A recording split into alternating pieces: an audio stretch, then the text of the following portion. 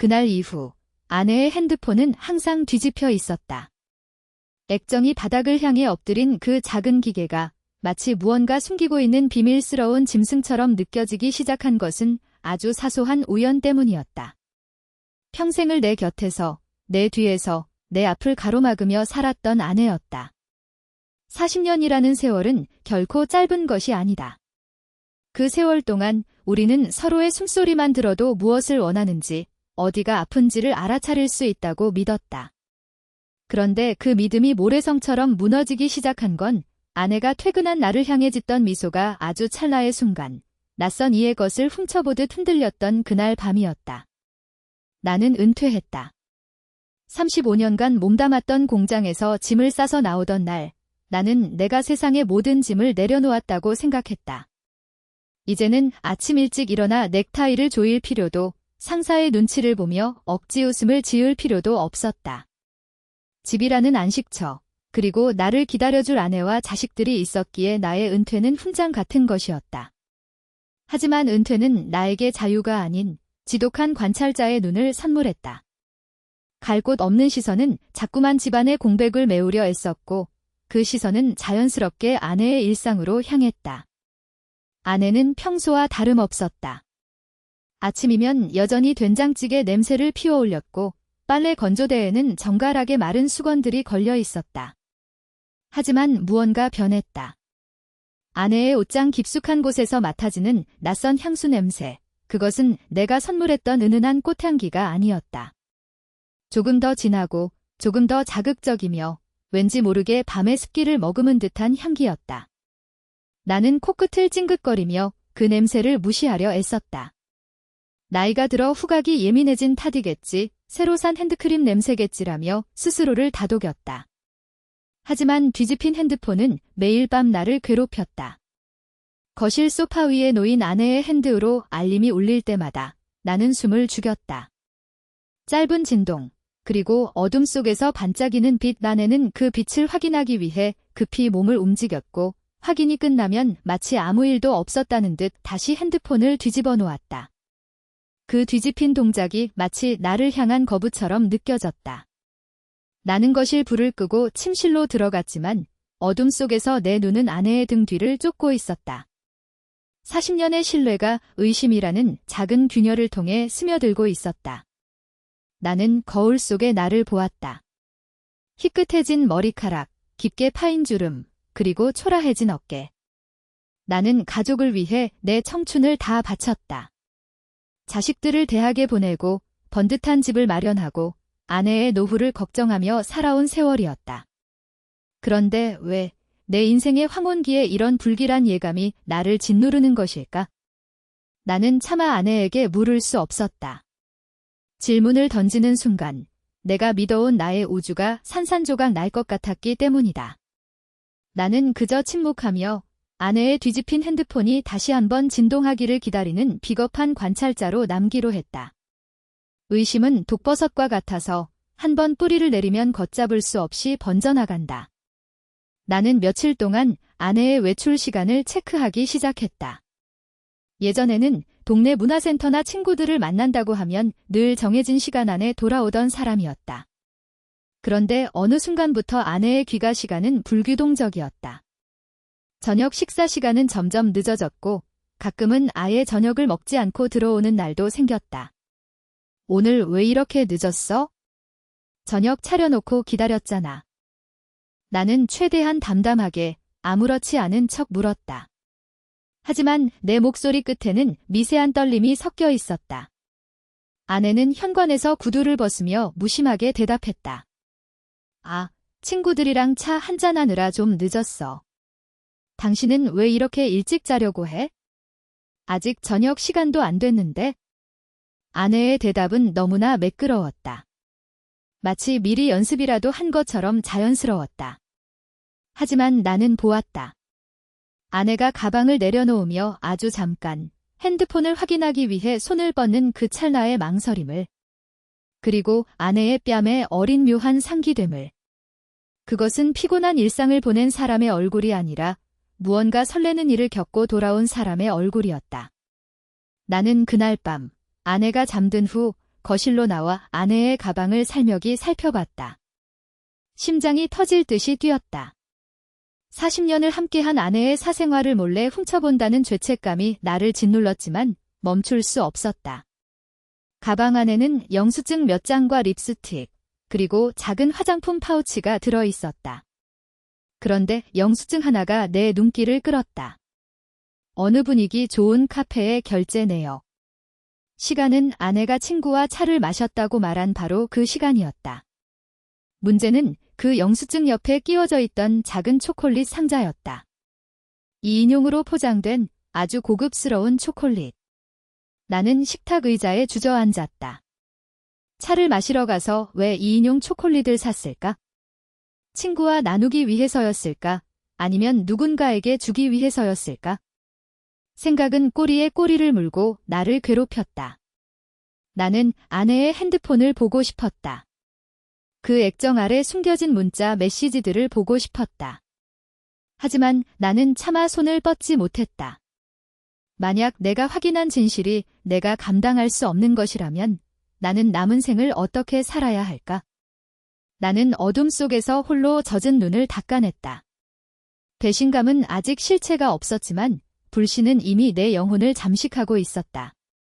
그 뒤로 나는 마치 탐정이 된 듯한 기분으로 하루를 보냈다. 아내가 장을 보러 나간 사이 나는 아내의 옷가지를 하나하나 살폈다. 옷깃에 남은 낯선 향기, 세탁기 속에 들어있던 낯선 영수증, 그리고 아내의 스케줄러에 적힌 의문의 약속들.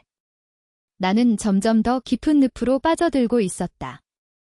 내가 알던 아내는 어디로 가고 나는 왜 이토록 낯선 여자의 그림자를 쫓고 있는 것인가. 40년의 세월이 한순간에 신기루처럼 느껴지기 시작했다. 결정적인 단서는 예상치 못한 곳에서 튀어나왔다. 아내가 샤워를 하러 들어간 사이 거실 탁자 위에 놓인 아내의 태블릿 PC가 울렸다. 평소에는 잘 사용하지 않는 기기였기에 나는 호기심과 두려움이 뒤섞인 마음으로 그 화면을 바라보았다. 알림창에는 짧은 메시지가 떠 있었다. 오늘 즐거웠어요. 조심히 들어가세요. 메시지를 보낸 사람은 이름도 번호도 없었다. 그저 알 수 없는 문자의 조합뿐이었다. 나는 떨리는 손으로 태블릿을 집어들었다. 로그인이 되어 있던 메일함에는 내가 상상조차 하지 못한 대화들이 쌓여 있었다. 그것은 단순한 친절이나 예의가 아니었다. 서로의 일상을 공유하고 서로의 감정을 어루만지며 은밀한 농담을 주고받는 명백한 연인들의 대화였다. 당신을 생각하며 커피를 마셨다. 내일은 조금 더 오래 보고 싶다와 같은 문장들이 날카로운 칼날이 되어 내 가슴을 난도질했다. 나는 숨이 막혀왔다. 방 안의 공기가 순식간에 희박해지는 것 같았다. 나는 태블릿을 내려놓고 거실 바닥에 엎드려 헐떡였다. 40년이다. 우리가 함께한 40년이다. 아이들이 태어나고 자라고 성인이 되어 품을 떠나는 그 모든 과정을 우리는 함께했다. 아내가 아팠을 때 내 손을 잡고 울던 모습, 우리가 처음 집을 마련하고 기뻐하며 샴페인을 터뜨리던 순간, 은퇴하던 날 나를 안아주며 고생했다고 말해주던 그 따뜻한 온기. 그 모든 기억이 이 차가운 문자 메시지 한 줄에 부정당하고 있었다. 나는 화가 나기보다 허망했다. 내가 믿어온 나의 인생 전체가 거짓이었나 하는 의구심이 들었다. 나는 아내를 위해 무엇을 했는가? 나는 그저 돈을 벌어다 주고 가족의 생계를 책임지는 기계처럼 살지 않았던가? 아내에게 내가 준 것은 안정적인 삶이었지만 아내에게 필요한 것은 다른 무엇이었을까? 나는 아내의 외로움을 단 한 번이라도 진지하게 들여보려 노력한 적이 있었던가? 하지만 의심은 분노로 변해갔다. 어떻게 나에게 이럴 수 있는가? 어떻게 이토록 평온한 얼굴로 내 앞에서 웃을 수 있는가? 나는 아내의 방문 틈으로 새어나오는 물소리를 들으며 그 물소리가 마치 내 심장이 무너져 내리는 소리처럼 들린다고 생각했다. 나는 이제 아내를 예전처럼 볼 수 없었다. 내 눈앞에 있는 여자는 내가 알던 아내가 아니라 낯선 가면을 쓴 침입자였다. 나는 밤새도록 어둠 속에서 뜬 눈으로 지새우며 무너져가는 나의 세계를 붙잡으려 애썼다. SCN이 나는 더 이상 가만히 있을 수 없었다. 하지만 직접 물어볼 용기는 없었다. 물어본다는 것은 곧 확정 짓는다는 것을 의미했고, 그 확정은 곧 나의 파멸을 의미했다. 나는 조용히, 아주 은밀하게 진실을 추적하기로 했다. 나는 아내가 외출하는 날이면 멀찍이 떨어져 그녀의 뒤를 쫓았다. 마치 어린아이의 유치한 행동 같았지만 나는 멈출 수 없었다. 아내는 익숙한 듯 번화가로 향했다. 그녀가 도착한 곳은 세련된 카페가 있는 상가 건물이었다. 나는 근처 벤치에 앉아 코트를 깃을 세우고 숨을 죽인 채 그녀를 지켜보았다. 얼마 지나지 않아 한 남자가 카페 밖으로 나왔다. 그는 아내의 나이대와 비슷해 보이는 깔끔한 차림의 남성이었다. 그는 아내를 기다리고 있었던 듯 아내가 카페 문을 열고 나오자 환한 미소를 지으며 그녀를 맞이했다. 두 사람은 자연스럽게 팔짱을 끼고 걷기 시작했다. 아내의 얼굴에는 내가 본 적 없는 생기가 돌았다. 그것은 나를 향해 짓던 인자한 미소가 아니라 사랑에 빠진 여인의 수줍고도 화사한 미소였다. 그 광경을 목격한 순간 내 심장은 바닥으로 추락했다. 나는 그 자리에서 구토감을 느꼈다. 40년의 세월이, 내가 바친 청춘이 저 두 사람의 다정한 걸음걸이 아래 짓밟히는 기분이었다. 나는 그들을 따라갔다. 그들이 들어간 곳은 작은 영화관 근처의 레스토랑이었다. 나는 어두운 골목 뒤편에 숨어 그들의 움직임을 관찰했다. 그들은 서로를 바라보며 웃고 음식의 맛을 이야기하고 때로는 손을 맞잡기도 했다. 그들의 대화 내용은 들리지 않았지만 그들의 몸짓은 명확하게 말하고 있었다. 그들은 서로를 갈구하고 있었다. 나는 그날 밤 집으로 돌아와 아무 말 없이 술을 마셨다.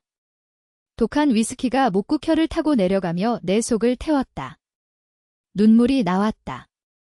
분노 때문이 아니라 너무나도 처량해서 흘리는 눈물이었다. 나는 무엇을 위해 그토록 치열하게 살았나.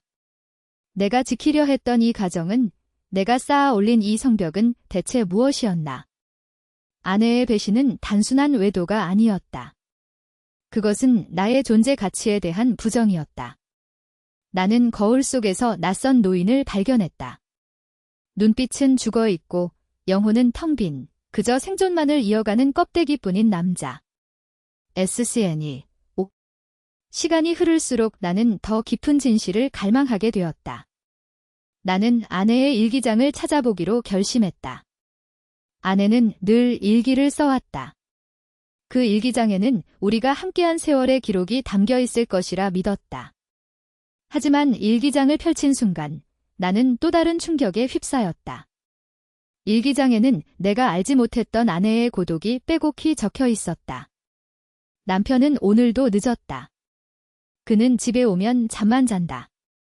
내가 무엇을 느끼는지, 내 마음이 얼마나 메말라가는지 그는 알지 못한다. 나는 이 집의 가구처럼 그저 그 자리에 놓여 있는 존재 같다. 아이들은 다 컸고 이제 남은 건 정막뿐이다. 남편의 침묵은 나를 질식하게 만든다. 일기장 속의 아내는 내가 알던 아내가 아니었다. 그녀는 평생을 소외된 채 거대한 침묵 속에 갇혀 있었다. 나는 그녀를 위해 집을 사고 돈을 벌어다 주었지만 그녀의 마음속에 작은 불꽃 하나 피워주지 못했다. 그녀의 외로움은 내가 만든 감옥이었다. 그녀가 찾은 그 남자는 어쩌면 그녀에게 탈출구였을지도 모른다는 생각이 들었다. 나는 일기장을 덮고 한참을 멍하니 있었다.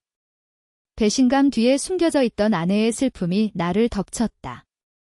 나는 그녀를 가해자로만 생각했다. 하지만 그녀는 피해자이기도 했다. 40년 동안 나는 그녀를 아내라는 역할로만 가두어 두었던 것이다. 그녀의 욕망, 그녀의 슬픔, 그녀의 변화를 나는 가족을 위한 희생이라는 명목하에 외면해왔다. 그렇다고 해서 그녀의 행동이 정당화될 수는 없었다. 배신은 배신이었다. 하지만 나는 이제 예전처럼 분노만 할 수는 없었다. 진실은 양면성을 가지고 있었다. 나의 무관심이 그녀를 밀어냈고 그녀의 외로움이 그를 불러들였다. 나는 이 지독한 굴레 속에서 어떻게 해야 할지 알 수 없었다.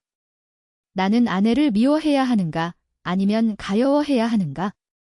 나는 일기장을 품에 안고 차가운 방바닥에서 밤을 지새웠다. SCN이 6. 나는 결단을 내려야 했다. 이대로 침묵하며 서서히 죽어갈 것인가, 아니면 이 지옥 같은 진실을 대면할 것인가. 나는 아내에게 직접 물어보기로 했다. 하지만 그것은 공격적인 신문이 아니었다.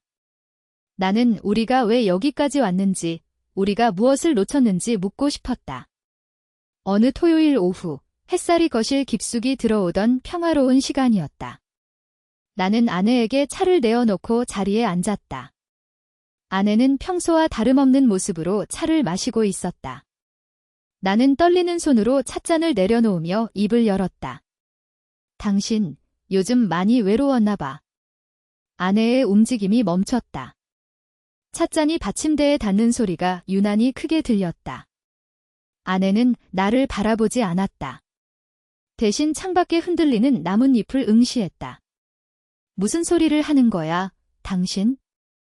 그녀의 목소리는 차분했지만 끝이 미세하게 떨리고 있었다. 나는 일기장에서 읽었던 문장들을 하나씩 꺼내 놓았다. 그녀가 느꼈던 소외감, 나의 무관심, 그리고 그녀가 찾은 그 낯선 온기에 대해. 아내는 한참 동안 침묵했다. 거실의 시계 소리가 심장 박동 소리처럼 크게 울려 퍼졌다. 알고 있었어. 아내가 마침내 고개를 들어 나를 보았다. 그녀의 눈에는 눈물이 가득 고여 있었다. 알고 있었어. 그럼 왜 아무 말도 안 했어? 왜 나를 계속 이렇게 무너뜨려 둔 거야? 아내의 목노 소리는 원망으로 가득 차 있었다. 나는 대답할 수 없었다. 나는 그녀를 지키기 위해 침묵한 것이 아니라 나의 자존심을 지키기 위해 침묵한 것이었으니까. 아내는 헛웃음을 터뜨렸다. 당신은 한 번도 나를 궁금해한 적이 없어. 당신이 말하는 가족 속에 나는 없어. 그냥 당신의 안락한 노후를 완성해주는 배경일 뿐이지. 그 사람이 나에게 처음으로 물어봐 준 건 오늘 점심 뭐 먹었냐는 아주 사소한 질문이었어. 그런데 그 질문 하나에 나는 40년 만에 처음으로 살아있다는 느낌을 받았다고. 아내의 외침이 거실을 울렸다. 나는 아무 말도 할 수 없었다. 그녀의 말이 비수처럼 내 가슴에 박혔다. 나는 그녀를 사랑한다고 믿었지만 정작 그녀의 영혼은 한 번도 만져본 적이 없었다. SCN이 7. 아내의 폭발 이후 우리 사이에는 거대한 빙벽이 생겼다. 집안에는 대화가 사라졌고 오직 공허한 생활의 소음만이 남았다. 아내는 여전히 외출을 했고 나는 여전히 그녀의 뒤를 쫓는 듯한 기분으로 하루를 보냈다. 하지만 이제 나는 그녀를 쫓지 않았다. 대신 나는 나 자신을 쫓기 시작했다. 나는 은퇴 후의 허무함을 채우기 위해 새로운 것들을 찾아 나섰다. 도서관에 가고 산책을 하고 혼자만의 시간을 가지며 내 인생의 남은 조각들을 맞추려 애썼다로. 나는 아내의 배신을 통해 나의 실패를 보았다. 가장으로서의 책임감이라는 이름으로 행했던 나의 독단과 무관심이 어떻게 한 여성을 무너뜨렸는지를 공부하듯 되새겼다. 그 과정에서 나는 깨달았다. 우리는 서로를 사랑한 것이 아니라 서로가 필요했던 것일지도 모른다는 사실을. 나는 안정적인 가정을 필요로 했고 아내는 누군가의 보살핌과 관심을 필요로 했다. 그 필요가 충족되지 않았을 때 우리는 각자의 방식으로 결핍을 채우려 했던 것이다. 어느 날 밤 아내가 늦게 들어왔다. 그녀의 옷에서는 여전히 그 낯선 향기가 났다. 나는 거실 소파에 앉아 그녀를 기다리고 있었다. 아내는 나를 보고도 놀라지 않았다. 그저 지친 기색으로 가방을 내려놓으며 말했다. 우리 이제 어떻게 해야 할까? 그 질문은 이혼을 의미하는 것일까? 아니면 새로운 시작을 의미하는 것일까? 나는 아내의 눈을 바라보았다. 그 눈에는 예전의 생기도, 그렇다고 지금의 원망도 없었다. 오직 깊은 피로감만이 서려 있었다. 당신이 원하는 대로 해. 나는 더 이상 당신을 가둘 생각 없어. 하지만 적어도 우리가 왜 이렇게 되었는지는 서로 마주보고 말할 수 있어야 해. 나의 대답에 아내는 힘없이 고개를 떨구었다. 우리는 그날 밤 처음으로 서로의 상처를 있는 그대로 드러내놓고 울었다. 그것은 화해의 눈물이라기보다 오랜 세월 억눌러온 슬픔의 배출이었다. SCN이 8. 결국 우리는 이혼 서류를 작성했다. 그것은 아주 냉정하고도 사무적인 과정이었다. 재산을 어떻게 나눌지, 자식들에게는 어떻게 알릴지, 지난 세월의 흔적들을 어떻게 정리할지, 우리는 마치 비즈니스 파트너가 계약을 해지하듯 차분하게 이야기를 나누었다. 40년의 정이 서류 한 장에 담기기에는 너무나도 무거웠지만 우리는 서로를 놓아주어야 한다는 사실을 알고 있었다. 자식들은 충격에 빠졌다. 큰아들은 나를 원망했고 딸은 아내를 비난했다. 하지만 나는 그들의 분노조차 받아들여야 했다. 내가 만든 이 파열음의 책임은 오롯이 나에게 있었기 때문이다. 나는 자식들에게 말했다. 부모도 사람이다. 완벽하지 못한 인간일 뿐이다. 너희를 사랑하는 마음만큼은 진심이었지만 우리 두 사람의 삶은 우리 것이었다.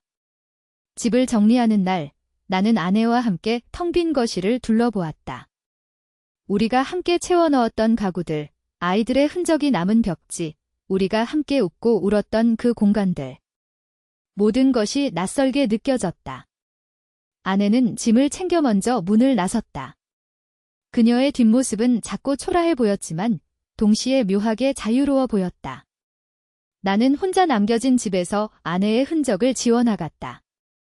그녀가 쓰던 찻잔, 그녀가 좋아하던 꽃병, 그녀의 향기가 남아있는 커튼. 하나씩 정리할 때마다 내 심장의 일부가 떨어져 나가는 것 같았다. 하지만 나는 멈추지 않았다. 이 정리는 단순한 청소가 아니라 내 인생의 한 장을 마감하는 의식이었다. 나는 깨달았다. 배신은 아내가 한 것이 아니라 우리가 서로에게 한 것이었다. 그녀는 신의를 저버렸고 나는 책임을 방기했다. 우리는 각자의 방식으로 서로를 배신하며 살아온 것이다. 이제 남은 것은 텅 빈 공간과 그 공간을 채울 새로운 고독뿐이었다. SCN이 이혼 후 첫 번째 봄이 왔다. 나는 작은 아파트로 거처를 옮겼다. 예전의 넓은 집은 나에게 너무나 거대하고 공허했다. 이제 나는 혼자서 밥을 차리고 혼자서 빨래를 하고 혼자서 잠자리에 든다. 처음에는 그 정막이 견딜 수 없을 만큼 고통스러웠지만 시간이 지나자 그 정막은 나에게 평온을 가져다 주었다. 나는 아침마다 공원을 산책한다. 길가에 핀 이름 모를 꽃들을 관찰하고 지나가는 사람들의 표정을 살핀다. 이제 나는 누군가의 남편도 누군가의 아버지도 아닌 그저 나로서 존재한다. 나는 내가 무엇을 좋아하는지, 내가 언제 행복한지를 비로소 알기 시작했다. 가끔 아내의 소식을 듣는다. 그녀는 멀리 떨어진 도시에서 새로운 생활을 시작했다고 한다. 그녀의 표정이 밝아졌다는 이야기를 전해 들었을 때 나는 슬프지 않았다. 오히려 안도감이 들었다. 그녀가 그토록 원하던 살아있음을 이제야 찾은 것 같아 다행이라는 생각이 들었다. 어느 날 우연히 길에서 아내를 마주쳤다. 그녀는 예전보다 훨씬 젊어 보였다. 낯선 남자의 손을 잡고 환하게 웃으며 걷고 있는 그녀를 보았다. 나는 멀리서 그 모습을 지켜보았다. 그녀는 나를 발견하지 못했고 나 또한 그녀에게 다가가지 않았다. 나는 그저 그녀의 뒷모습을 바라보며 우리 각자의 삶이 각자의 길을 잘 찾아가고 있음을 확인했다. 그 순간 나는 내 인생의 가장 큰 깨달음을 얻었다. 삶은 소유하는 것이 아니라 흘려보내는 것이다. 사람도, 사랑도, 세월도 붙잡으려 애쓴다고 해서 머무르는 것이 아니다. 우리는 그저 다가오는 것을 맞이하고 떠나가는 것을 배웅할 뿐이다. 나의 40년은 실패한 것이 아니었다. 그것은 치열한 투쟁이었고 뼈아픈 학습이었으며 마침내 찾아낸 존엄을 향한 여정이었다. SCN이 이제 나는 늙어간다. 거울 속의 나는 더욱 깊은 주름을 가진 노인이 되었다. 하지만 나는 더 이상 예전처럼 초라하게 느껴지지 않는다. 나는 나의 과오를 인정할 수 있는 용기를 얻었고 타인의 고통을 이해할 수 있는 깊이를 얻었으며 홀로 서는 법을 배웠다. 가끔 밤이 깊어지면 옛날에 그 뒤집힌 핸드폰과 낯선 향수 냄새를 떠올린다. 그때의 그 지독했던 의심과 분노가 지금의 나를 만들었음을 안다. 배신은 나를 파괴하려 했지만 역설적으로 나는 그 파괴를 통해 재구성되었다. 무너진 잔해 속에서 나는 비로소 진짜 나의 모습을 발견했다. 나는 이제 혼자만의 식탁에서 정갈한 음식을 차려 먹는다. 식탁 위에는 핸드폰 대신 작은 꽃 한 송이가 놓여 있다. 나는 나 자신을 위해 차를 우려내고 나 자신을 위해 책을 읽는다. 누군가에게 보여주기 위한 삶이 아닌 오직 나를 위한 삶, 그것이 내가 찾은 마지막 평화다. 인생의 황혼기에 찾아온 폭풍우는 나를 휩쓸고 지나갔지만 폭풍이 지나간 자리에는 더 단단한 땅이 남았다. 나는 이제 안다.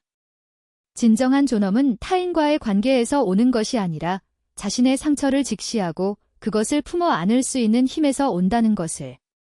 창밖으로 노을이 지고 있다. 붉게 타오르는 저 노을은 마치 내가 지나온 격정적인 세월을 닮았다. 나는 조용히 눈을 감고 다가올 어둠을 맞이한다. 어둠은 두렵지 않다. 나는 이미 빛과 어둠을 모두 경험했고 그 모든 것이 나의 일부임을 받아들였기 때문이다. 나는 평온하다. 나는 비로소 나로서 완성되었다.